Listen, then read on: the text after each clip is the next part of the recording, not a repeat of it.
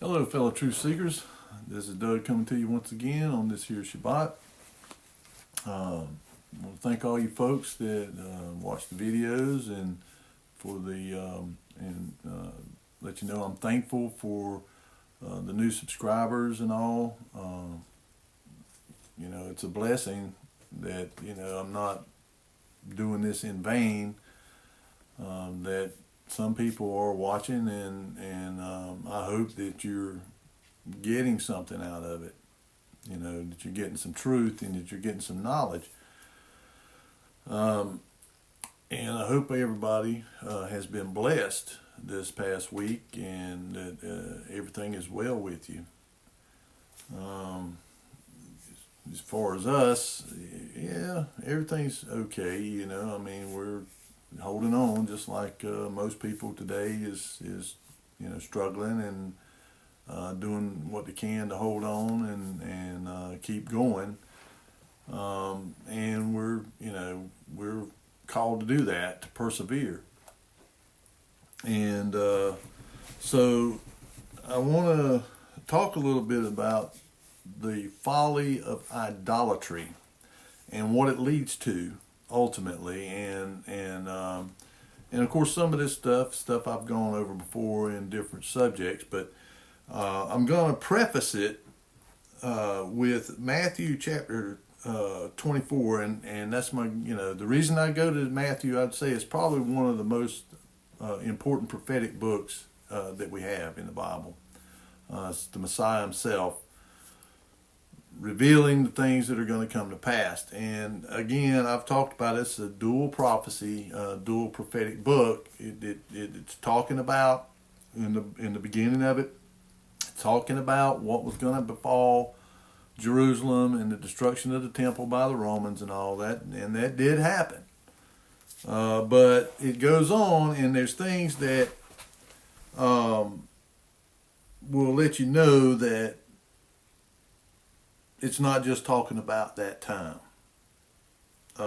Because, for one, these scriptures I'm getting ready to read, but this is something I just want to point out here about the rapture people. It says, "And then shall the sign of the Son of Man in heaven, and then shall all the tribes of the earth mourn." And this is all the earth. It ain't just talking about Jerusalem. It's talking about the whole earth will mourn. "And they shall see the Son of Man coming in the clouds of heaven with power and great glory.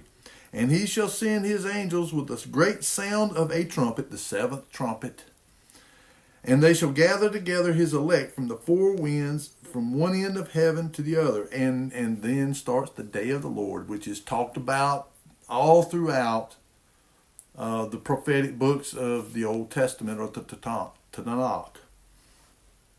But the ones I want to point out here is verse 37. Hold on, folks. I got to turn off this thing so the phone don't ring. Okay. Now maybe that won't happen again. I meant to do that and I forgot.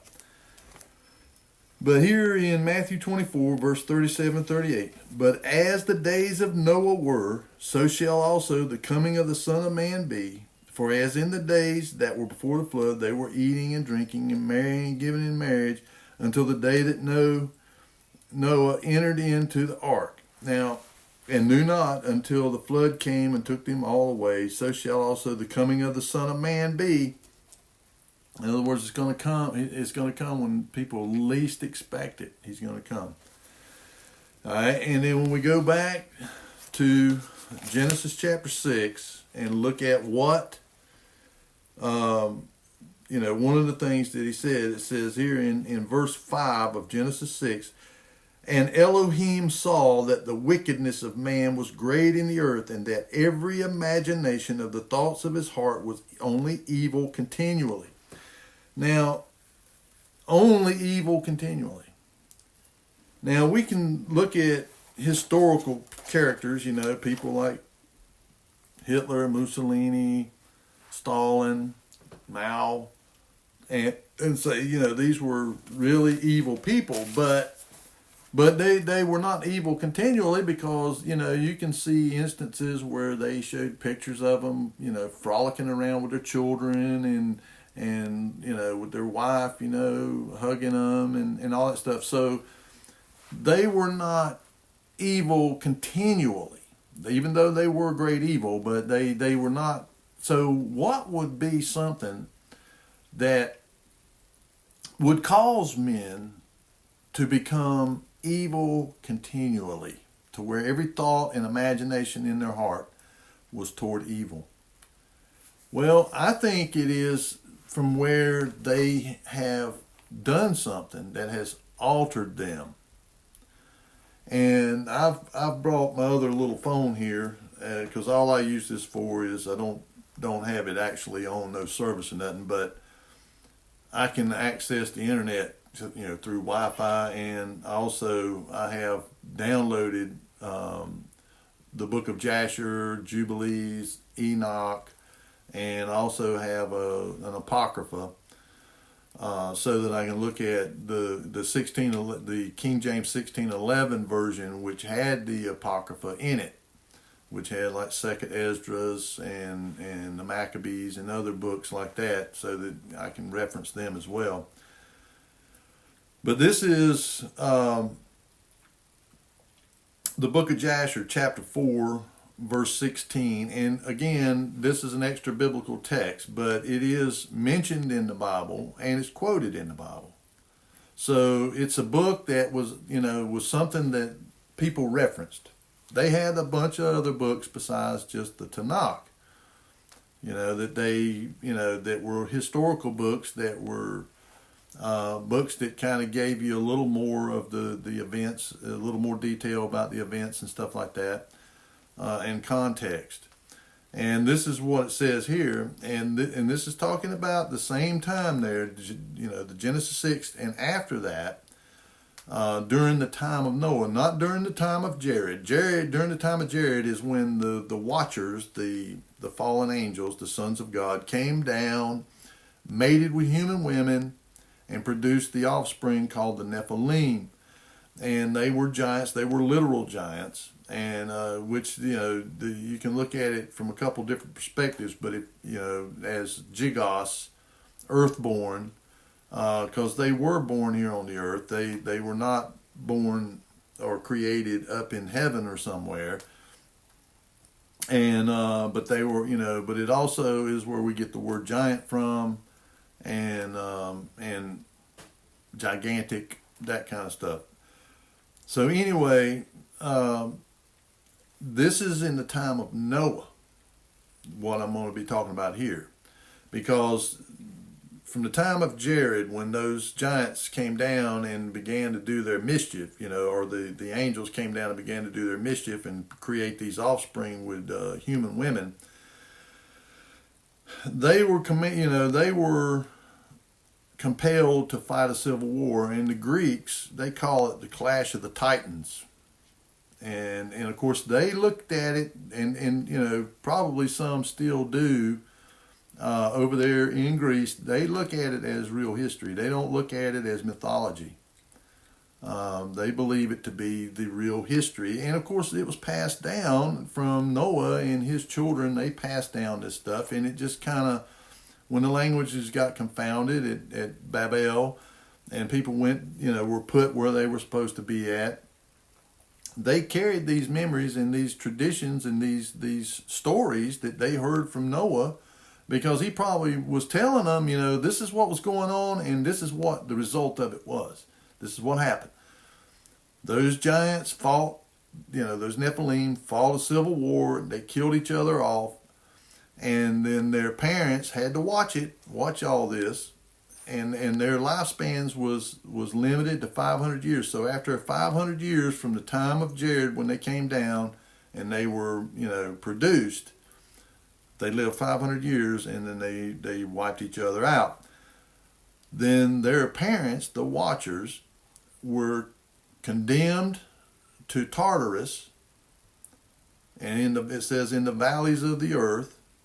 They were put in there and sealed for 70 generations. And of course the Bible, I think, talks about generations being 70 years, and 80 if by strength or whatever, but 70.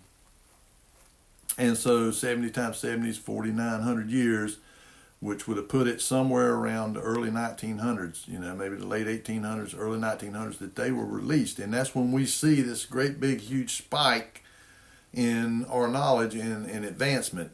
Going back, to the time of the flood, you can see where the knowledge went down. It was a high level of knowledge, pre-flood. There was a huge, spike in man's knowledge and capabilities, and then after the flood it started going down, and it went down to where we was pretty much back to point A, and and from then until the early the 1800s, late 1800s, early 1900s, there was this just pretty much slow. There was little blips, like there at Babel. There was a blip in their knowledge, and then they got shut down because it says there was nothing that would be withheld from them. So you see that gradual, just steady kind of, transportation was beasts of burden, horses, buggies, carts, whatever, up until about 1900. And then you see this spike start. And it's been steadily ramping up since. And so the thing is that their knowledge was way more advanced than what we've been led to believe by the religious establishment. And again, I don't subscribe to any religion. I had a comment in my last video about, the person said I don't subscribe to. Well, I don't either. I look at myself as being of the way which is the Messiah, Jesus Christ. He is the way. And so that's what I subscribe to. That's why I don't go to any church, because they pretty much have all become corrupted and apostate. I've even tried finding places where I thought maybe I could join in fellowship with them, but they're practicing things, and when you call it out to them, they get offensive get offended over it. And I don't mean to offend, but we're called, we have to call out evil and call out practices that churches are, doing that the Bible calls out as, contrary to what our Creator wants from us. But anyway, I'm kind of getting off there. I want to get back on what I'm talking about here. But this is Jasher chapter 4, verse 16. And all the sons of men departed from their ways, the ways of Yahuwah in those days, as they multiplied upon the face of the earth with sons and daughters, and they taught one another their evil practices, and they continued sinning against Yahuwah. And every man made unto himself a god, and they robbed and plundered every man his neighbor as well as his relative, and they corrupted the earth, and the earth was filled with violence. And their judges and rulers went to the daughters of men. And the thing about this, going to the judges and the rulers, now think about today, how our rulers and judges and all make decrees and that are godless, ungodly decrees concerning homosexuality and transgender and abortion and on and on and on, these things that are godless, abominations. And what do? They make it, say that it's okay and it's good and all that, calling evil good and good evil. And they decree this stuff to the people, and the people start going right along with it. They don't question it. They don't stand up against it. They don't stand up against this evil. They just go right along with it. Well, this is what was going on. The judges and the rulers went to the daughters of men and took their wives by force from their husbands according to their choice. And the sons of men in those days took from the cattle of the earth, the beasts of the field, and the fowls of the air, and taught the mixture of animals of one species with the other, in order therewith to provoke Yahweh and Elohim, and Elohim saw the whole earth, and it was corrupt, for all flesh had corrupted its ways upon earth, and all men and all animals. And the Lord said, I will blot out man that I created from the face of the earth, yea, from men to the birds of the air, together with cattle and beasts that are in the field, for I repent that I made them. And of course, it was 120 years from then to the time whenever he actually brought the flood, because, Noah preached during that time. And in the last 7 years, that's when he was commanded to build the ark, because during that time he's preaching, the Father is hoping that they will repent and turn from it. But they wouldn't. They just got worse and worse and worse. So this is where what Christ is talking about in Matthew 24, the days of Noah, is that these people today, and I said, and you can go search this out for yourself. I don't want you to believe what I'm telling you. What I want you to do is listen to what I'm saying, and then you go do your own research and homework. Go find out if what I'm telling you is true, and you'll see that it is. The transhumanist, okay, that's exactly what they have intention for us. Okay, and then what they call post-human, whenever people have been transitioned from being human at all anymore to being something totally different. And the promise that they make of it is the same thing that the serpent told Eve. You'll be, your eyes will be open. You'll have knowledge. You'll have immortality, and you'll be like God. It's the same kind of promises that they're making with this stuff. That eventually you won't die. You'll have immortality. And when you look there in Revelation, it talks about people will want to die and they cannot. They can't die. They want to die, but they can't. And, well, what is that? And when you look at the stages that they talk about going through bringing this about, is to create these avatars. Basically download your brain and your personality into a computer, and then use then project a three-dimensional avatar of you, and then you can interact from the computer. Your personality, your brain can interact with your avatar to continue on in this avatar. And of course, they talk about going to greater and greater levels of. But can you imagine if that were possible, that they could download your brain into a computer? That would be horrific. I wouldn't want to live forever in that kind of state. I wouldn't. I would rather die. But that's people that don't have a relationship with the Messiah and with our Father. They don't have that relationship, so they fear death. They fear it. Because there's something in us that when we go contrary to our Creator and the path that He would prefer for us to walk, when we go, then that's the result of it is when we go away from that, this fear develops, because there's something in us that's telling us that you're going to be destroyed. You're going to cease to exist. So they want to try to get some kind of immortality outside of the immortality that He promises us if we will obey Him. They want to go outside of that. And they like I said there, that in the Jasher, and it says there in that they were worshiping these things. They began to create these chimeras, this mixing of humans and animals and animals and animals, producing these things. And they began to look at them as gods and worshiping them. And these things were killing them.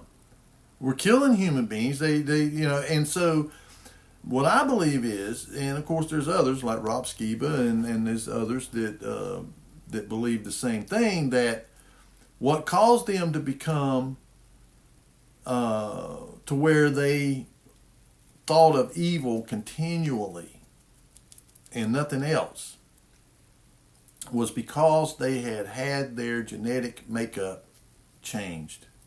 They had been altered to the point where they had no conscience anymore. And the result of it is just total violence, killing one another. And what, I read there about how they just come out and took somebody's wife and took her and used her to do a lot of this stuff, used them as surrogates to implant these embryos and stuff in. I think it's in the book of second Esdras, where it talks about they will be birthing monsters.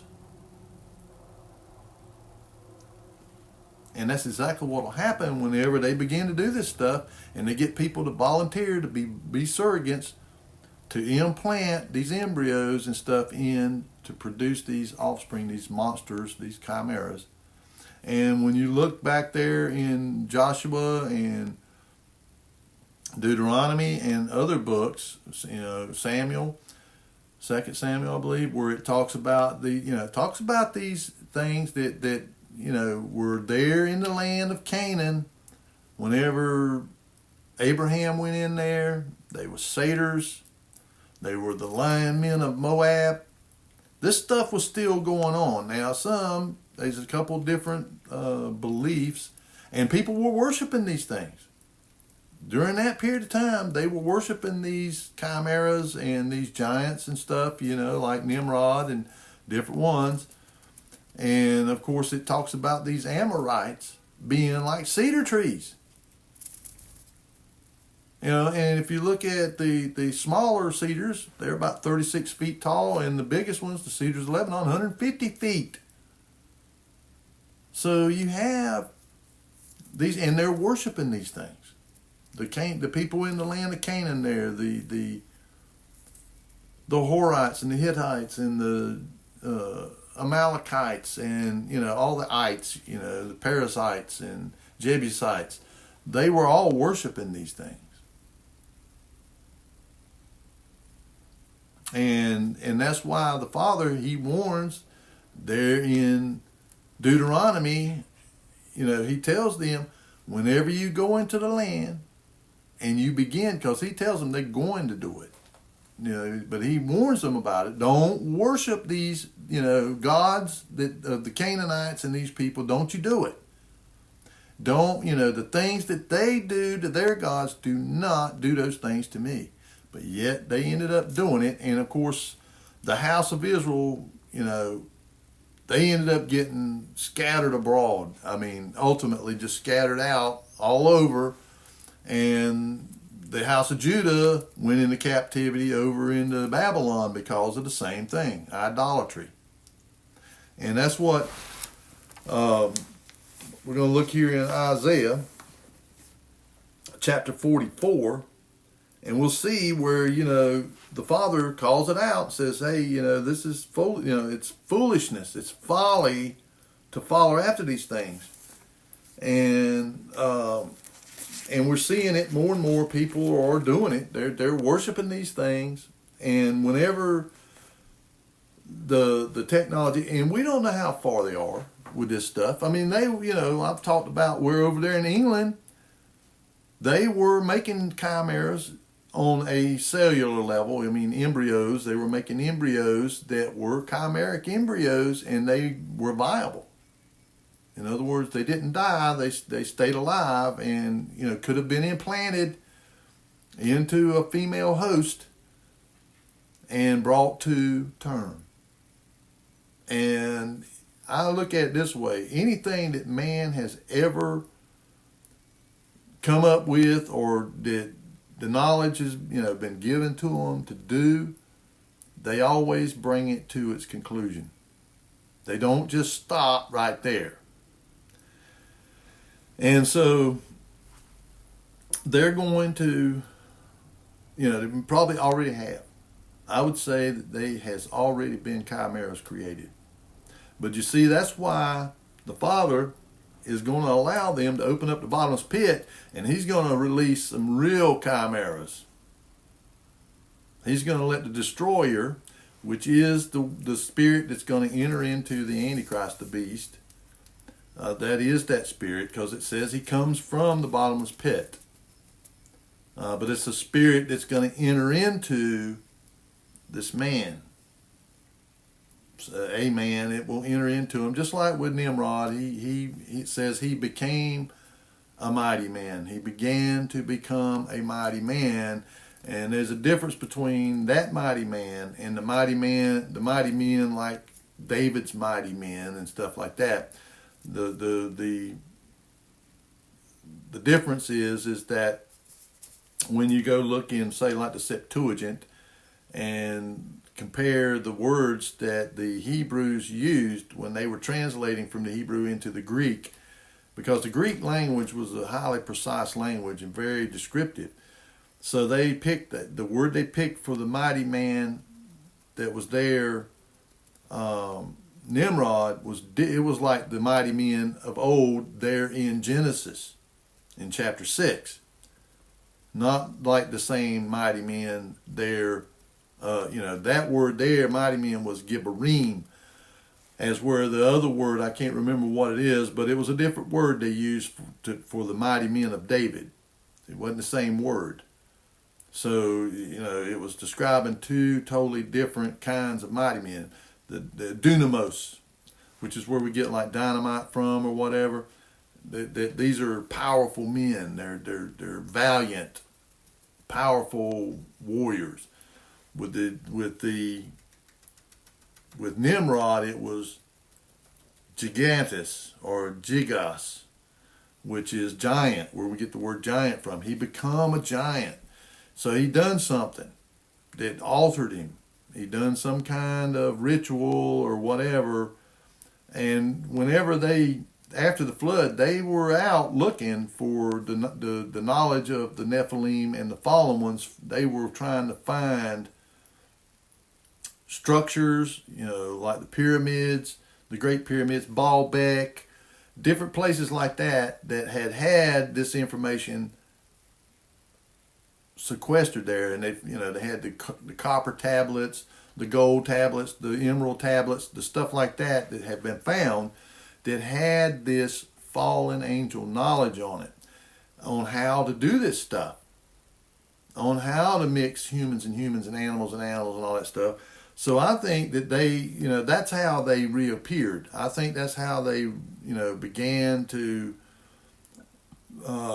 show up again after the flood, after they had been destroyed. All that, the generation of those chimeras and giants that were during the time of Noah, because the ones during the time of Jared had already been destroyed in a civil war that they fought amongst themselves. But after that, those first generation giants, the Nephilim, they had offspring. Okay, and they were able to reproduce, because if you look there, I think it's in Joshua where it talks about the sons of, or in Deuteronomy, the sons of Anak, that when they went in there to spy out the land and all that, that these giants were the sons of Anak. So obviously they could reproduce. They were not like mules. They weren't sterile. They were able to reproduce their kind. But so those ones there during the time of Noah were probably the offspring of that first generation of them. And each generation, they're a little bit smaller. They're not as big as those original ones were. Those original ones, at least according to the book of Enoch, they were 450 feet or bigger. The ones after that were 250 feet or so. And then those ones during the time of going into the promised land during Moses' time and during Abraham's time, those, like in Amos, it describes them as being like the cedars of Lebanon. There was some that, those Amorites that were up to 150 feet tall. And of course, there are skeletons they have found. And of course, they try to suppress this stuff, but there's skeletons. Some of the biggest ones they found are 36 feet.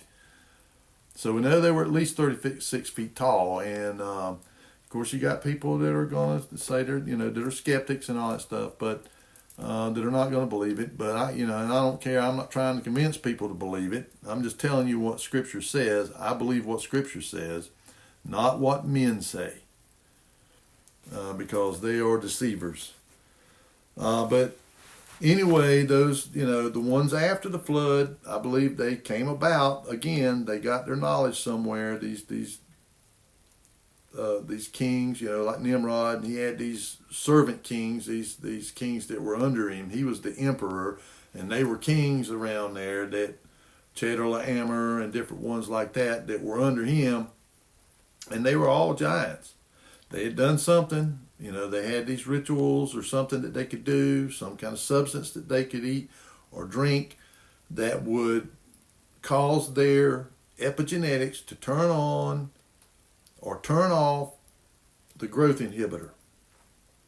I mean, and we know now, this is something, they've done, like the liger, these hybrid lion tigers, they did it. And they keep growing. They don't stop growing. They were able, something that they just don't have that inhibitor, that growth inhibitor. But genetically speaking, we know, and this is, I listen to these people, these TED conferences, and these geneticists and these bioengineers and all that stuff.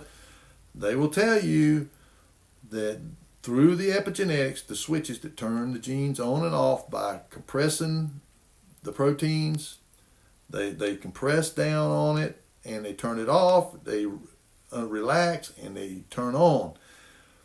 And that they can do this. That especially now they have the CRISPR technology and stuff like that, to where they can go in there and directly manipulate the genes rather than using some kind of drug or chemical to turn them on and off, or even stresses and stuff. Different kinds of stresses on a human can cause these things to alter.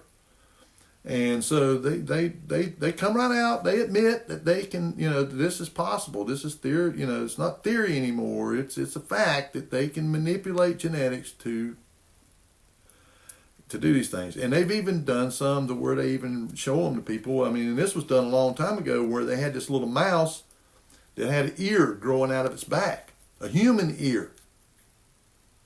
And they also done one where they have a human heart growing in it. And I can't remember what it was. It might have been a pig, or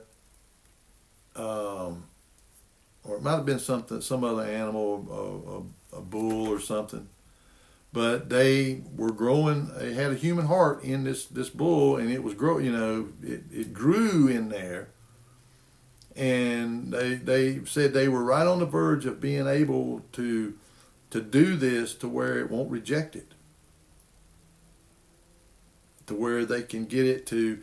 And when you go on and read about how they did this here, if you read that book there in Jasher, where it talks about how they did it, they do it over a bunch of generations, like a couple hundred generations of these animals. They breed, they take the and I'm sure they're not just taking them and getting them to mate with each other. No, they're taking the semen from one and the egg from another, and they're putting it together. They're doing the same thing they're doing now, the genetic stuff. That's what they were doing back then. But we just, we've been so conditioned to believe that those people were Stone Age, that they were living in caves and wearing animal skins and, hunter-gatherers. And there's nothing further from the truth. See, that's the problem is that we have to get our mind out of that mindset, out of that indoctrination, out of that programming. They want us to believe that today we are the pinnacle of man, when we're not. But we're going to get to that point where we're just like they were doing back then. We're headed toward it. And one of the things that will greatly enhance their ability to do this stuff is AI. And it's not that AI is sentient or anything. I believe it is being controlled by sentience that will make it have the appearance of being sentient. But it does have the ability, just like with computers, like I've said in the last video, where they take one computer and use it to design the next generation computer and on and on and on. Well, same thing with AI. They use AI to keep producing a better and more intelligent version. But it's not sentient like it, is a thinking, like a human. But it is fast. Its ability to get, to analyze and gather data is just exponentially faster than a human can. And then being able to take it and come to a conclusion based on parameters that have been programmed into it. It's a programmed computer, system, just like a computer is. They program parameters in there, for it to use to come up with determinations. And then they keep, enhancing that and enhancing it. That's why they keep building bigger and bigger data centers. These things need tremendous amounts of data. And so they're doing that. And they're going to use that to help them design these transhuman applications of genetics to be able to do these things. And when you tell some of these people, because you got so many people that are completely deluded, they've been given over to this delusion. And so when they come tell them, well, man, you can have supervision. We can give you the vision of a hawk or the strength of a bull or of an ape. Well, there's a lot of people would be, glad to jump on it. And what these guys, these transhumanists, I forgot what that guy's name was, but they're over there at Cambridge over in England. I mean, this is, they're not hiding it. They're coming out. They're proud of what they're talking about. They want to do this. They want to see it come to its fruition because they're deluded. And who knows? I mean, they may be. I've talked about how, we don't know when these entities, these fallen entities are around. They can appear like human beings.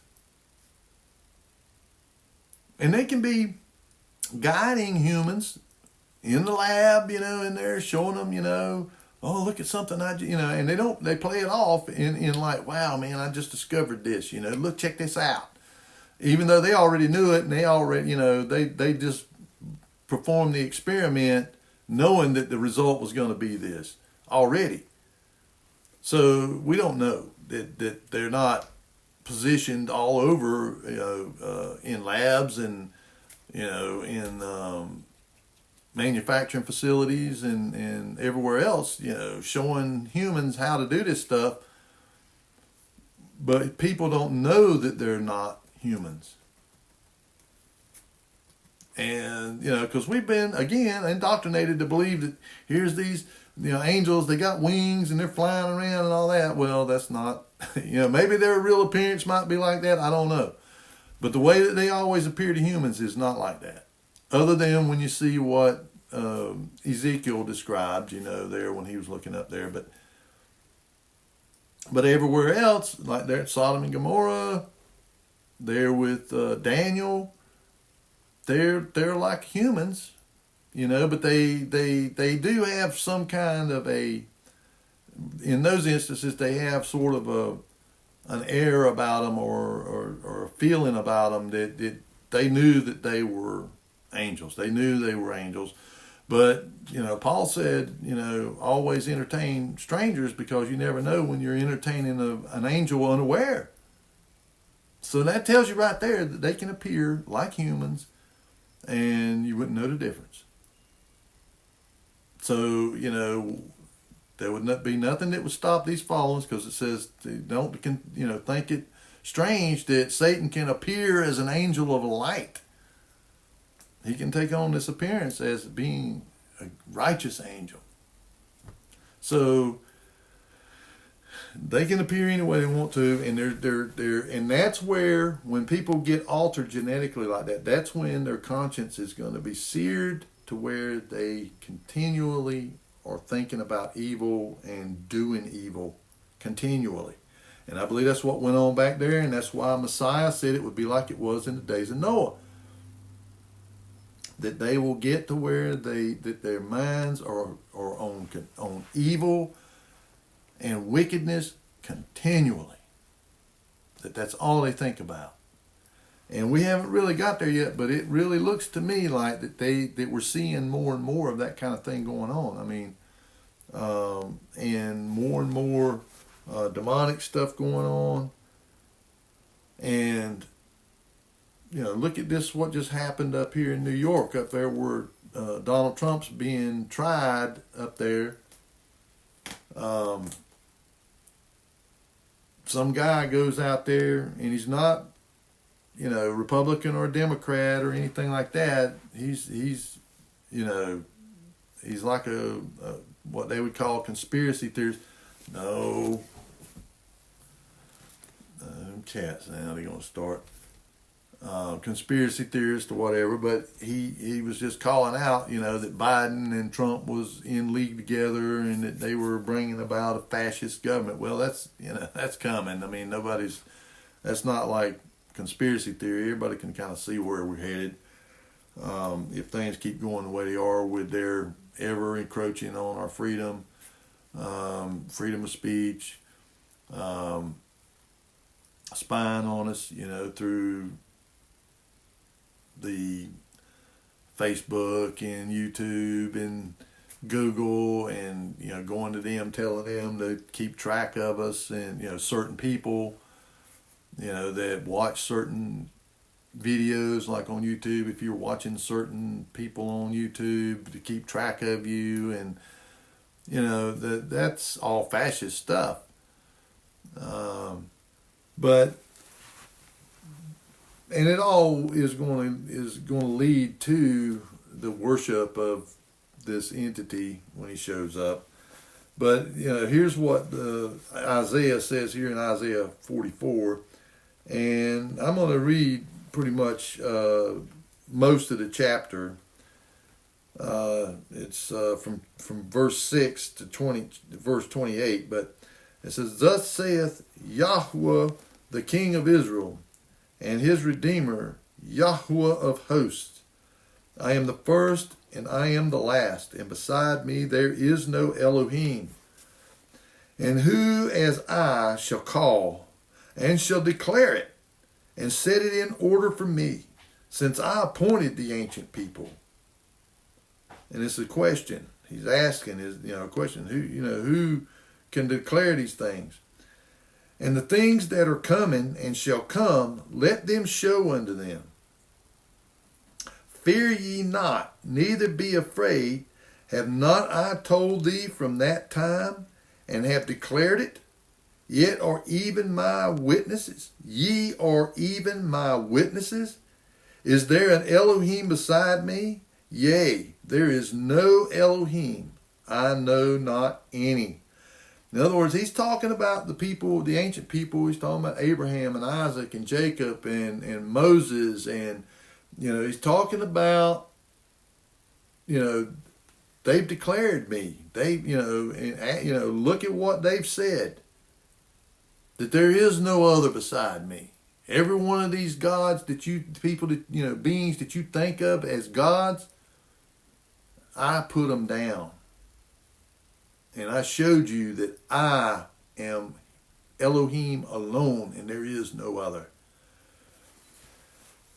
And it says, "They that make a graven image are all of them vanity, and their delectable things shall not profit, and they are their own witnesses.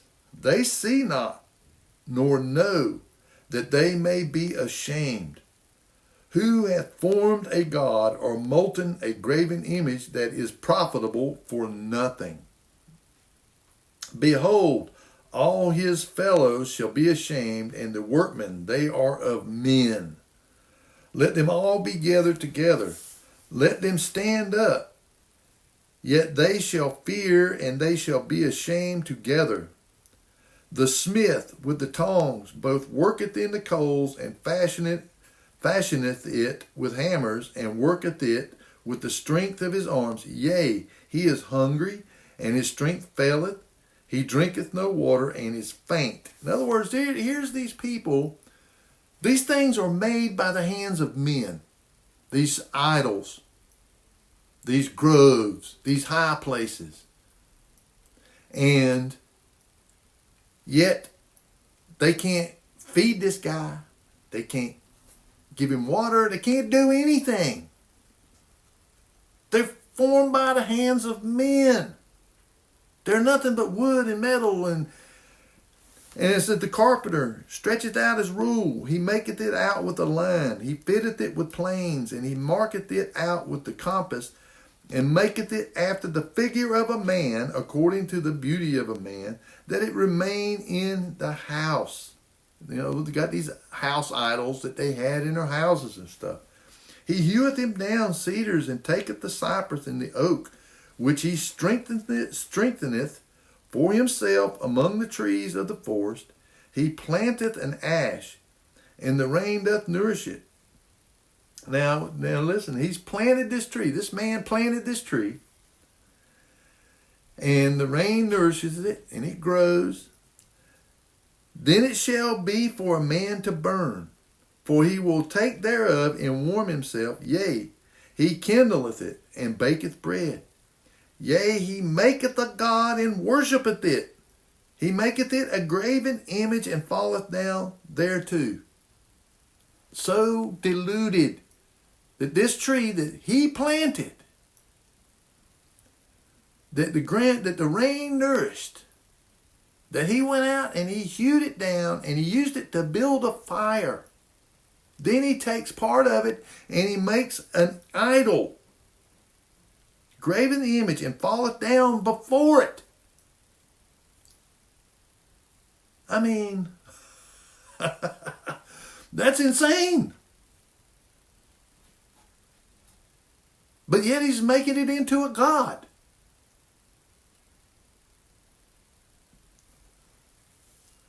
He burneth part thereof in the fire. With part thereof he eateth flesh.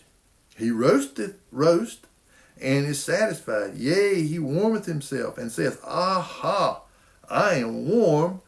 I have seen the fire. And of course, he's equating that fire as being this God that's in the wood. And the residue thereof he maketh a god, even his graven image. He falleth down unto it, and worshipeth it, and prayeth unto it, and saith, Deliver me, for thou art my God. They have not known nor understood, for he hath shut their eyes that they cannot see, and their hearts that they cannot understand. That's what we see. People's eyes have been shut, and their ears and their hearts to understand it. Strong delusion. Because they would not receive the truth. And because they did not have a love of the truth. You know, and it says that Elohim gives them over to the strong delusion. He gives them over to it. To believe the lie. Heliocentric cosmology, evolution, all these different things. That people, just will, debate you and fight you tooth and nail to uphold that stuff. Because they have been given over to a delusion. They're seeing what their deluded mind is showing them. And they cannot see the truth. They cannot, because they did not have a love for the truth. They get lies. They're given over to it. And none considereth in his heart, neither is there knowledge nor understanding to say, I have burned part of it. Now listen, this is what I'm saying. I have burned part of it in the fire. Yea, also I have baked bread upon the coals thereof. I have roasted flesh and eaten it. And shall I make the residue thereof an abomination? Shall I fall down to the stock of a tree? He feedeth on ashes.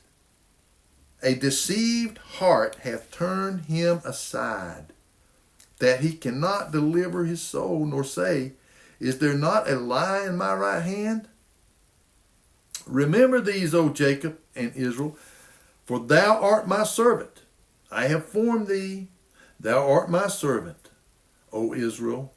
Thou shalt not be forgotten of me. I have blotted out as a thick cloud thy transgressions, and as a cloud thy sins. Return unto me, for I have redeemed thee. Sing, O ye heavens, for Yahweh hath done it. Shout, ye lower parts of the earth. Break forth into singing, ye mountains. O forest and every tree therein. For Yahweh hath redeemed Jacob and glorified himself in Israel. Thus saith Yahweh, thy Redeemer, and he that formed thee from the womb. I am Yahweh, that maketh all things, that stretcheth forth the heavens alone, that spreadeth abroad the earth by myself, that frustrateth the tokens of the liars, and maketh diviners mad, that turneth wise men backward, and maketh their knowledge foolish, that confirmeth the word of his servant, and performeth the counsel of his messengers, that saith to Jerusalem, thou shalt be inhabited, and to the cities of Judah you shall be built, and I will raise up the decayed places thereof, that saith to the deep, be dry, and I will dry up the rivers. Thus saith of Cyrus, he is my shepherd, and shall perform all my pleasure, even saying to Jerusalem, thou shalt be built, and to the temple thy foundations shall be laid. Now, that's a prophecy about Cyrus. He was the ruler of the Medo-Persian Empire. He was a co-ruler with Darius. And and he's the one that decreed that they could go back and build the walls after their captivity, the house of Judah. But when you look here, it's it says that confirmeth the word of his servant and performeth the counsel of his messengers, that saith to Jerusalem, thou shalt be inhabited, and to the cities of Judah ye shall be built, and I will raise up the decayed places thereof. Now this is him telling them that he alone is the one that will decree the city being, the walls being rebuilt in Jerusalem, and the temple foundation being laid. But there's nowhere there about Israel itself. Now Israel, during this time of Isaiah, he preached to the house of Israel, and of course they went into captivity and they never went back to Israel. But up here is in verse 23, O sing, O ye heavens, for Yahweh hath done it. Shout, ye lower parts of the earth. Break forth into singing, ye mountains, O forest, and every tree therein. For Yahweh hath redeemed Jacob and glorified himself in Israel. And he's talking about the house of Israel, and he's going to perform this. And of course, this is going to happen here in the latter days. Now, he has restored a portion of Judah over there in Israel. They are restored there. Not all of them there are Jews, but they are a remnant of them. And then he's going to bring back the captivity, or the scattered Israel. He's going to bring them back, a remnant of them, from the 12, from the 10 tribes that got scattered out. And he declares it. I mean, he's the one that declares this. Nobody else can. Just like there when you read in, I think it's in Jeremiah, where he talks about these prophets prophesying good to to them kings and stuff. And Jeremiah is saying, oh, no, they're prophesying lies to you. Only, Yahuwah can prophesy and it come to pass. No one else. I mean, and the scriptures is full of it. I mean, there is just hundreds and hundreds of prophecies that have been fulfilled 100%. And of course, the archaeology. I love looking at some of these videos on YouTube about the archaeology. This cat's going, and I'm about half allergic to them, I think. But they found, like I said, they found where Sodom and Gomorrah was, and Jericho and Nineveh and all of these places that the scriptures have talked about.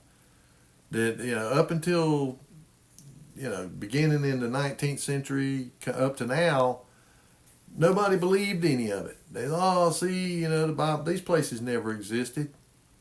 That's just made up. But then they find them. Exactly where they were described to be at. And the amount, the 5 cities there on the south end of the Dead Sea, 4 cities were destroyed by the sulfur and the fire and brimstone, and they find these sulfur balls all over the place down there. I mean, everywhere. They're not found anywhere else because these people say, oh no, it was, in another place. It was up in the northwest of the Dead Sea, and then another one says no, it was over here, but yet nowhere else is those sulfur balls and stuff found. And of course, brimstone is what they call burning sulfur, and they find them balls of everywhere around there in that area. And there was one little city there, Zoar, that wasn't destroyed because Lot said, let us go to Zoar, let us go to this city over here. And the angel allowed him to. He led him there, and of course, those cities began to be destroyed. And of course, his wife looked back and she was turned to a pillar of salt. And there is a pillar there, they call it Lot's wife. A pillar that's there that's salt. And they just so much archaeology and all throughout the Holy Lands, they find stuff all the time. Where they dig way down, they find a stone that has David's name on it, or it has Yeshua's name on it, or it has Yahuwah's name on it. I mean, that proves that they were there, because you got these people now saying, well, no, they wasn't there. They did. That's just a big lie. The Jews or the Hebrews wasn't there. It was the Palestinians, Palestine. And there wasn't no such thing as any Palestinians. I think the Palestinian people, and not just them, but the rulers over there in Iran, I think they're all Amorites. That or Amalekites or something. That's what they originally were, and that they took over Iran in 79, and they ousted the Shah of Iran, because the Iran today is made up of what was 2 ancient peoples. They was the Elamites and the Persians. Okay, Elam was down in the southern part of what we call Iran today, and Persia was in the northern part up there.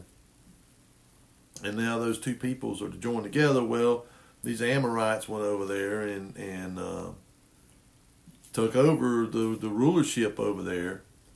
And just like what happened there whenever Rome was there in Israel and had took over, and they appointed Edomites, the Herod and them, they were Edomites, descendants from Esau, and because they still, believe that should be their land, because they think that Jacob cheated Esau out of his, and he didn't cheat him out of it. Yeah, he kind of which that was Esau's doing. That was his own doing because he despised his birthright. Sold it for a bowl of beans. And then now Jacob did, trick Isaac out of the blessing. He did that. And of course, that was enough to make Esau want to kill him. And he would have killed him, but he stayed away from him for so long that by the time he come back, his anger had abated. But this is why this chapter here, this chapter of Isaiah, Isaiah in particular, is against the house of Israel because they are idolatrous. I mean, every house had a household idol, some little statue or something with the name of a god on it or whatever. And they were the Canaanite gods, and the same ones that the Canaanites, the very reason that Elohim had told Joshua and them when they were in Caleb and Gideon and them, when they went into the land, you go in there and you wipe these people out, every man, woman, and child. And he named out the ones that they did that to. And of course, the people today look at that and say, oh, he was, genocidal,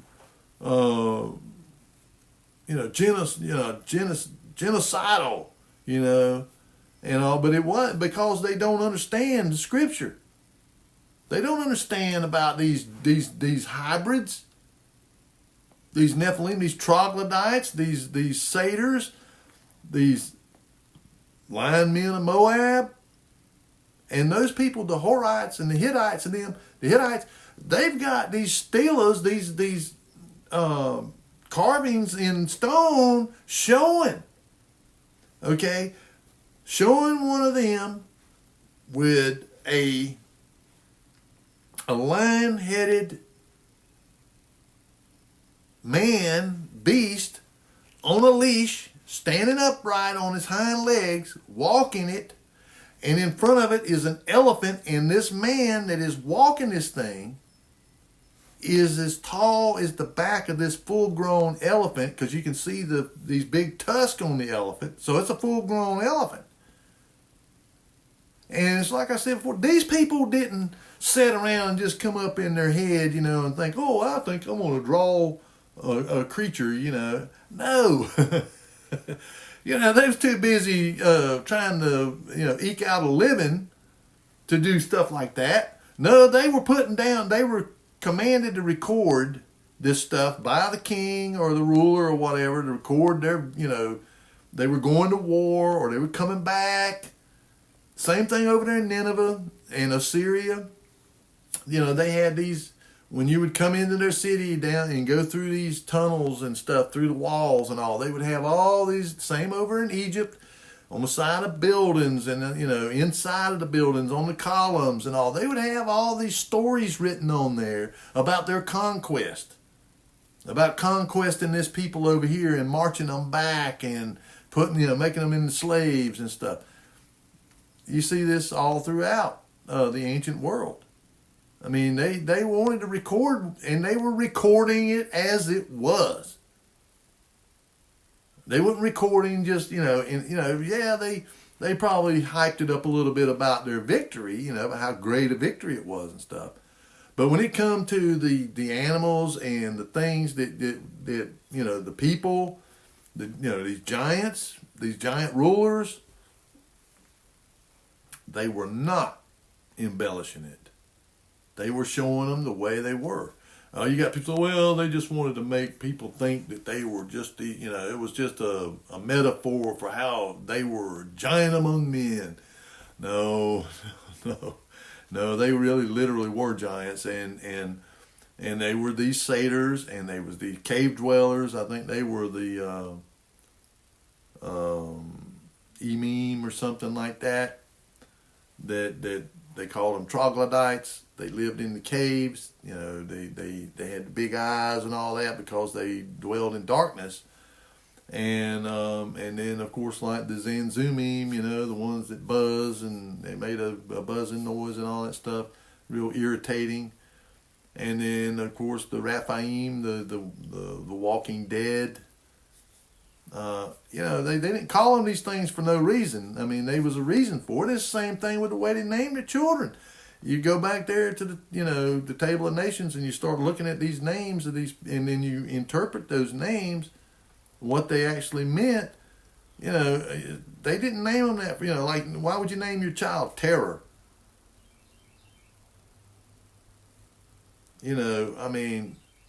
But they did.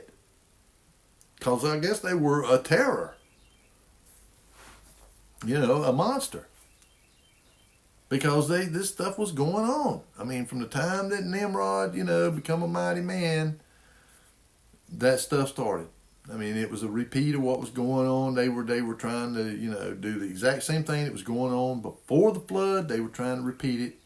That's why, when Elohim came down, when Yahweh came down with the angels, the council, they came down and they saw what they were doing, and said that nothing that they imagined to do will be withheld from them. Anything.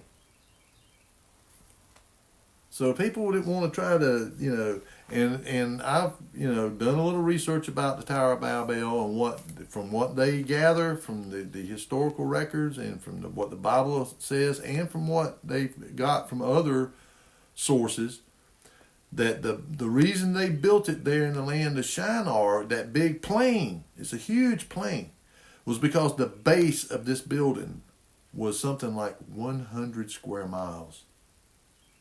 100 square miles. Maybe even bigger. They said maybe it could have even been up to 200 square miles. And that the building itself, when they were stopped, was 8,000 feet. And so, this building, it would take them a year to go from down at the bottom, carrying a load of bricks and mortar, up to the top. Because it was a ziggurat. It went around, like that. So you're talking a building that's almost 2 miles high. I guess 1.5, 1 3/4 miles, 8,000 some feet. So, this building was, it was huge, but it was going up, and it was, and from what they recorded saying, that those people, if you dropped a brick, they would weep over it. But if a man fell off, they wouldn't even look twice. In fact, if you dropped a brick, they'd probably throw you off, because it took a year to get up there with it. And so, and of course, a lot of this stuff is just now coming out. I mean, and he says in the last days, all things would be revealed. So all things are starting to be revealed, and it just, but people repeat them. It's repeating. People repeat these same things over and over again. And, they did it before the flood, and then they did it right after the flood, and they were shut down and scattered out, place where they were supposed to be, where Elohim wanted them at. And then, the land's divided up to where they can't just get back, easily get back. And so they continue, you kind of continue in this, like here, and then all of a sudden, bloom, you see this big, and of course, Daniel says that, in the last days, knowledge would increase, and man would be going to and fro on the earth, across on the whole earth. And what do we see? Beginning there around 1900, the late 1800s, early 1900s, boom, you start seeing this big increase in knowledge. It starts going like that up, as where it had been pretty straight. Now it's going up and accelerating. I mean, they violated Moore's law, which says that the computing power of a processor will double every 2 years. Well, now it's happening every 6 months. And like I said, about that Cerebus, that chip, it's about like that, about like a sheet of paper, and it's got 4 trillion transistors on it. And then that NVIDIA video processors, with 230 billion transistors on it. I mean, and like I said, I talked about like them 4-bit processors that, probably had a couple hundred transistors in it. And that was in the early 80s. And now we're to trillions. And people worship that. They worship that technology. I mean, they worship this increase. And the things that they build with their hands is the very thing that he's talking about here in Isaiah. They're doing it. They worship the work of their hands. And people are doing it now. Of course, maybe they're not going out here and cutting a tree down and carving a statue out of it and bowing down to it, no, but they, money and material things, even stuff like this phone or TV, they sit on there. The average person right now, statistics says that the average person is on TV from 4 to 6 hours a day. I mean, that's almost a third of your life spent watching TV. That's like a form of worship. You're bowing down to the TV. Or by, the computer or these phones. I mean, I watch, YouTube and stuff a lot during the day, but I do a lot of research. I wanna, see what's going on. Like I said, like this poor fella, this Max, what's his name up here, set himself on fire. I mean, that's demonic. Something drove him to that. And this all kinds of that kind of insanity. And of course, I'll refer you again to Deuteronomy 28 that says that this is the exact same thing that will happen. Same thing, with the plagues of Egypt. They're gonna happen. Almost, when you look in Revelation and you see the things that are happening there when the seals begin to open and the trumpet judgments, kind of in the same order, I mean, just about.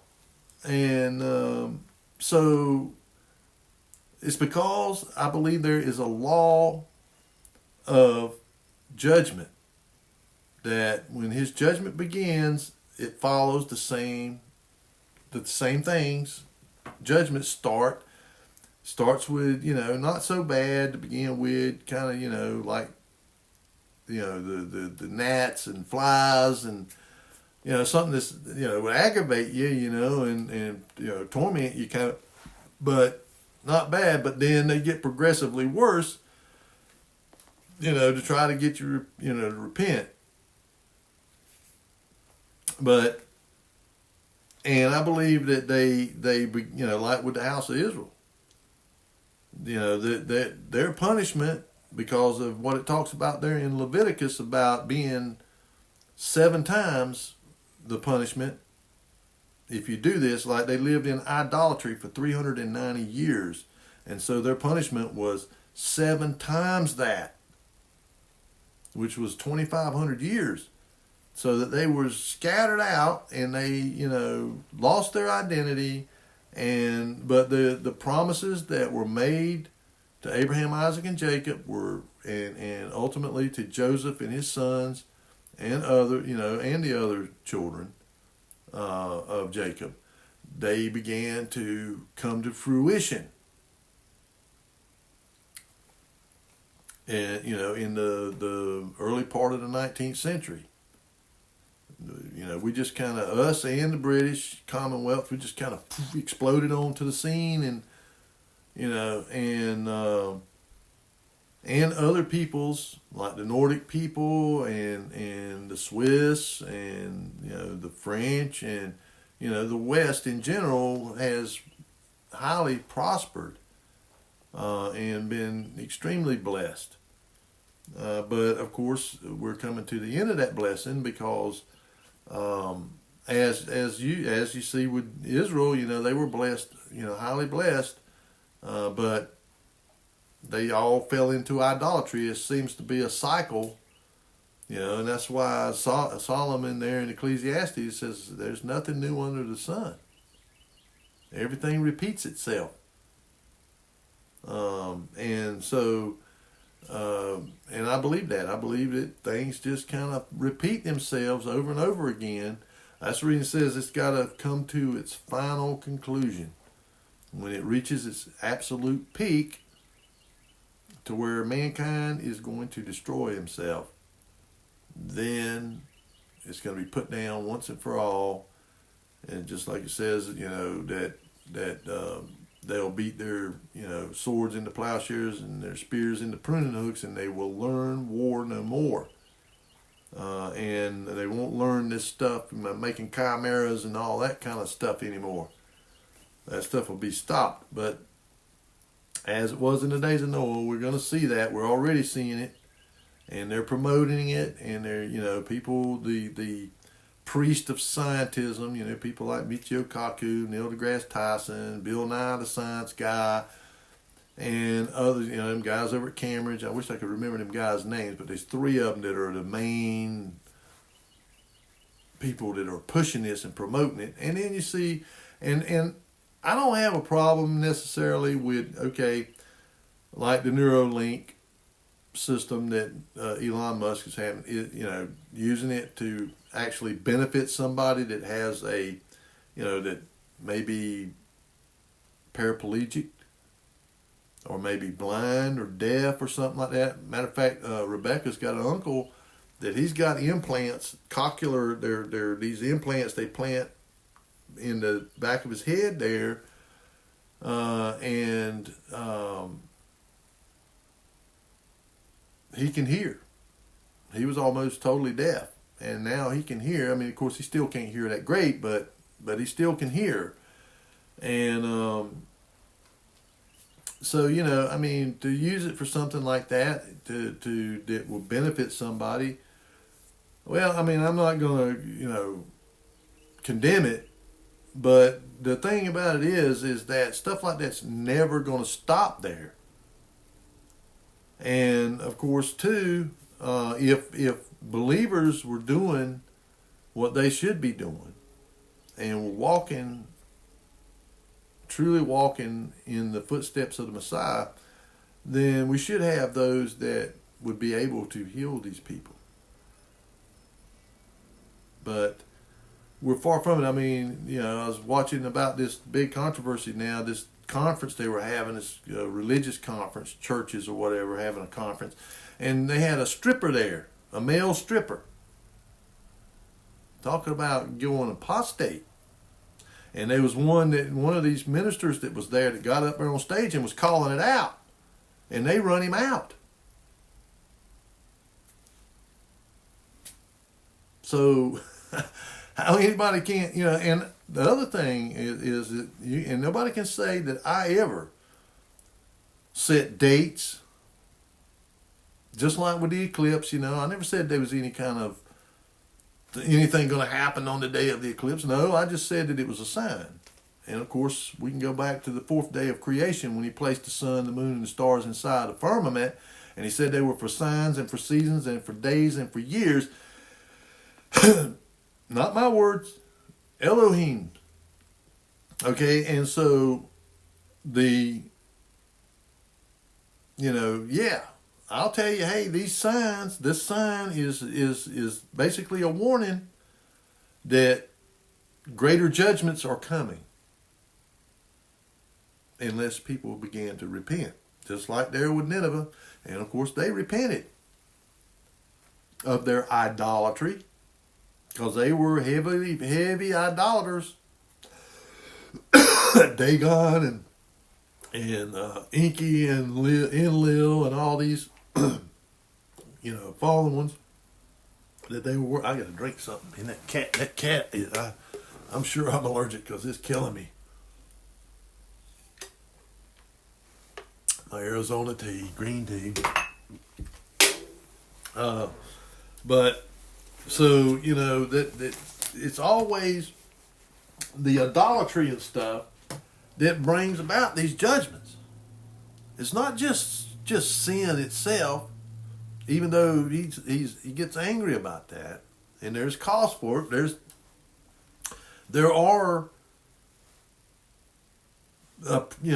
is a price to pay for sin now. It's not just in the at judgment or something, but the ones that do pay for it are the ones that the Father is chastising. But there are those that seem to always get by, that they never face any kind of consequences and stuff, and they skate on by. Those are the ones that are going to answer at judgment. But, they've got their reward in this life. And, but anyway, when you go back and look at when they were there at, when Joshua led them in there and they were at Mount Ebal and Gerizim, I think it is, Gerizim. And one had the blessings, and the other one had half the people went on one mountain and half on the other, and the blessings and the cursings. You do this and you'll be blessed. You do this, you're going to be cursed. And when you have a country like ours, that our capital up here in Washington, D.C. is just full of idols, and that great big phallic symbol standing up there, which is the phallic symbol of Osiris, and then the womb of Isis right there, or Ishtar, or Star Day, whatever you want to call it. And then there in the main harbor, had been the main harbor of the United States there at New York, you got that abomination standing there. What do you think is going to happen? Judgment. Same thing as the house of Israel did. And look what happened to them. It's the folly of idolatry. And from the highest levels of our government. Excuse me, folks, but I've got to blow my nose.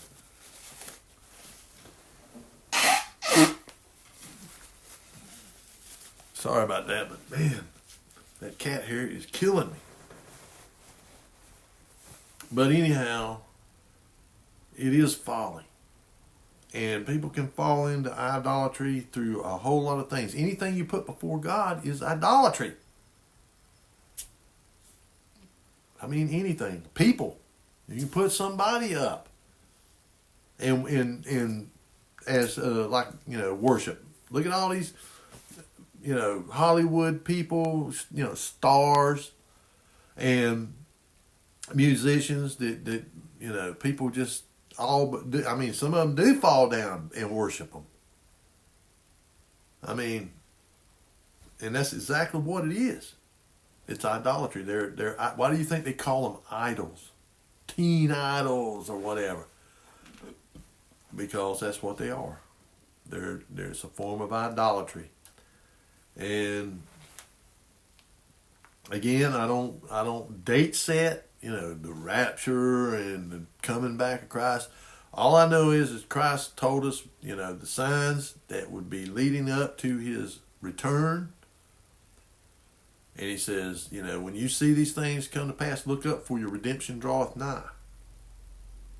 So we know that when these things that he told us there in Matthew 24, Mark 13, Luke 21, when we see those things begin to happen, then we know his return is not far off.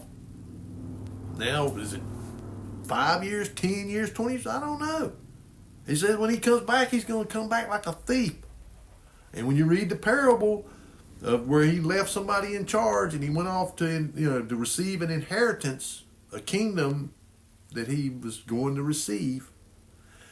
And he put this person in charge, and he said, don't be overcome with surfeiting and drunkenness and start beating on your servants and, doing all these things. For you know not when your master shall return. And we don't. We just need to be prepared. And that means, having our house in order. That we are ready for his return. And so that's the whole idea behind what I do, is to help people to be, have an understanding of what we are to do. Yes, I believe that, we are saved by grace through faith, and that not of ourselves. It is, it's the gift of our Creator. But I believe that he has immutable law, and that we must fulfill that law through love. And, Christ made it clear, and that he laid out in Leviticus 26 days that we are to keep to honor him, his feasts, and that he laid out a diet that we should eat for our health, that there is animals and stuff that are abomination. They are unclean and they're bad for our health. And, but I'm not saying going back to the Levitical system of, sacrificing animals and all that kind of stuff. I'm talking about those laws. And when you go back and you look at Abraham and Isaac and Jacob, they were keeping these things. This is before Moses ever came and gave them the written law. And when you go all the way back to Adam and Eve and Cain and Abel, they were offering up sacrifices. Blood, Abel offered up a blood sacrifice. Cain offered up a vegetable, wheat or something, and it wasn't even his best. He offered up like his seconds. But they were doing it back then. They were offering these sacrifices to cover their, the picture was that Yahuwah came down and he slaughtered animals and put animal skins on them to symbolize the covering of their sin.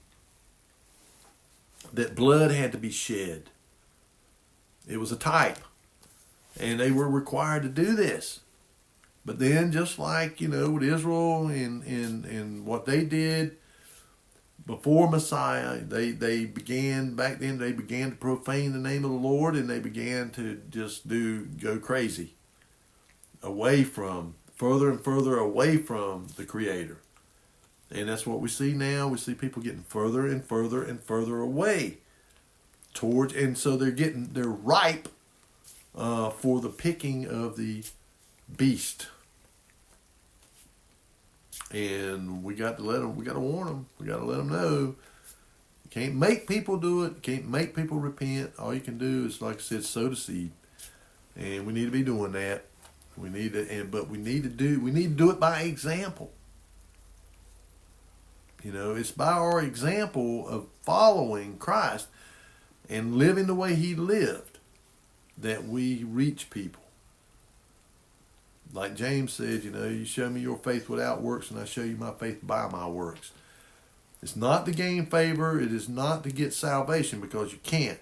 But it is to show other people. It is so people can see your faith and your belief.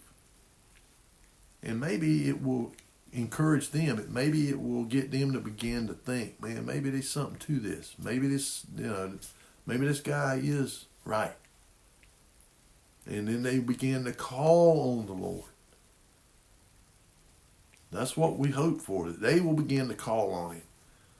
Because when, of course there's going to be those that are given over to this delusion and stuff, and there's no hope for them because they have they don't want the truth. They despise the truth. They want to hear lies. They want to hear what they want to hear that makes them feel good about the abominable sin that they are doing. And so they're giving over to it, and that's, they're on their own. Nothing you can do for them people. But the ones that still seem to, and the Father will draw them, and the Ruach will put it in their heart, when they hear, what you're saying. Because I have people, and I talk to them, and they willing to hear it. And I plant that seed in there. And I've had some that come back to me and told me, that they repented and that they got born again, and I'm glad. I feel blessed by it. And I try to encourage them. I try to be an encourager to them to continue, and I try to live an example so that when they're around me, they see how I live. And I'm not perfect. I'm not in no ways perfect, but, I want to be. I strive to be. Strive to be perfect as your Father in heaven also is perfect. He wants us to be. And, of course, we do that through obedience. That means keeping His law, keeping His commandments, walking in His truth, following Messiah, and following His example. And then, and people will see that. Now, there's going to be some that are going to be, hating on you over it, and that's those people that are given over to this delusion, the strong delusion, because they fully believe that their way is the right way and yours is the wrong way. And, of course, instead of, being like, well, you have the right to believe what you want, no, they think that they are supposed to force their way onto you and that you don't have the right to believe the way you want. And that's what we see happening. More and more, they want to pass laws and stuff that are going to come against you. And this is where, putting on the whole armor of God comes in and being able to overcome. Because we're going to have to stand up. We're going to have to stand and make a stand for what is right, no matter what they say, no matter what law they pass. It's the Father's law that is paramount, not man's law. If their law is contrary to what's in this right here, what's in here, then we have to stand against it. And that's just the way it is. And that's what happened to the disciples. That's why a lot of them were, killed. Most of them, with the exception of John, I believe. I think he's the only one that died a natural death. Was because they stood up to the powers that be. I mean, they obeyed the law of man in so much as it didn't go against the law of God, against His word. But when it went against it, against the teachings of Christ, then they did not yield to it. Because, there in Rome, certain time of the month, you were required to burn incense to their God. And if you didn't, they would put you in prison or kill you. It's just the way it was. You could worship anything you wanted to. They didn't care if you were a Christian and you worshiped God and served Christ. No, they didn't care. But when it come time, that time of the month, that on that Sunday or whatever, to burn the incense to their god, Jupiter or Saturn or whoever it was, Mithra, you had to do it. If you didn't, and they had snitches and rats all over the place watching, to see who did and who didn't. And then they would go back to whoever the authority was in that area and tell them, hey, these guys ain't doing, the decree of Caesar. And so they would come and hunt you down and take you over there, and if you didn't renounce it and agree to go burn the incense or whatever on that day, then they would kill you. They'd crucify you or throw you to lions or whatever, whatever they, got their joys out of. But anyway, stay strong, in our Messiah and walk after him, put on the whole armor. We need it. We need it now more than ever. And I hope that all of you will be blessed. I love you folks. Be good Bereans. I'm going to always tell you that. Listen to what I got to say, but you don't have to believe it.